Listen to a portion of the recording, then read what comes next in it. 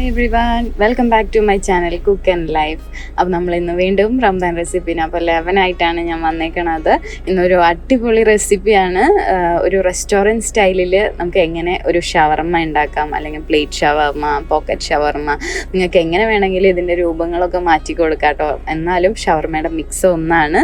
അപ്പോൾ നമുക്ക് തുടങ്ങാം എങ്ങനെയാണ് ഉണ്ടാക്കാമെന്ന്.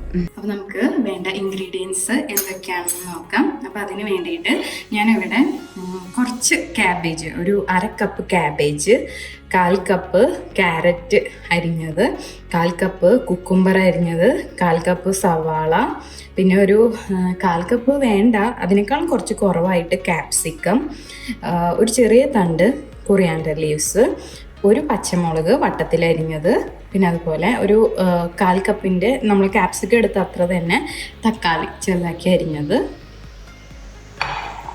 പിന്നെ ഞാനിവിടെ ഹോം മെയ്ഡ് മയോണൈസ് എടുത്ത് വെച്ചിട്ടുണ്ട്. പിന്നെ പൊട്ടാറ്റോ ഫ്രൈസ് ഉണ്ട്. ഇത് ഓപ്ഷണലാണ്, ഇഷ്ടമുണ്ടെങ്കിൽ മാത്രം ചേർത്താൽ മതി.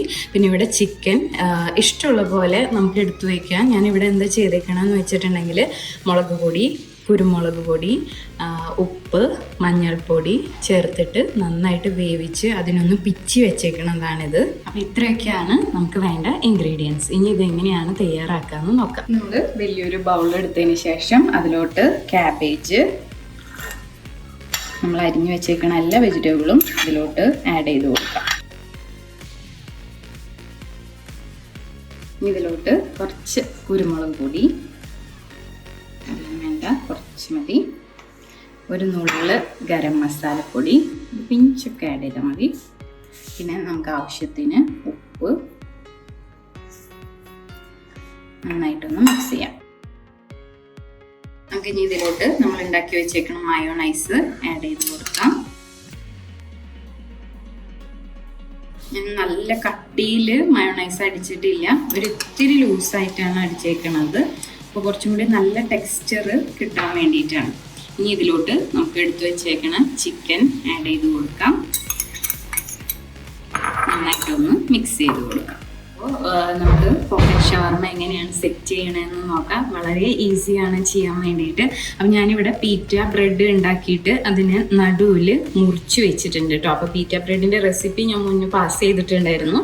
ആ സെയിം വെച്ചിട്ട് തന്നെ ചെയ്ത് വെച്ചേക്കുന്നതാണിത്. അപ്പം ഞാനിത് നമ്മൾ ആദ്യം തന്നെ ചെയ്യുമ്പോൾ ജസ്റ്റ് ഇതിനെടുത്ത് ഈ നടുഭാഗം തുറക്കാം. കണ്ടോ, തുറക്കാം.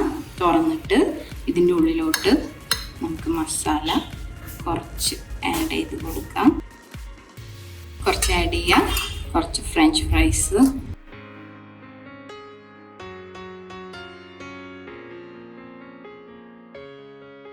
ഇങ്ങനെയാണ് നമുക്ക് പോക്കറ്റ് ഷവർമ സെറ്റ് ചെയ്തെടുക്കണം. അപ്പോൾ നമ്മളുടെ ഷവർമ റെസിപ്പി എല്ലാവർക്കും ഇഷ്ടപ്പെട്ടു എന്ന് വിശ്വസിക്കുകയാണ്. എല്ലാവരും ട്രൈ ചെയ്ത് നോക്കണം, കാരണം അടിപൊളി റെസിപ്പിയാണ് കേട്ടോ.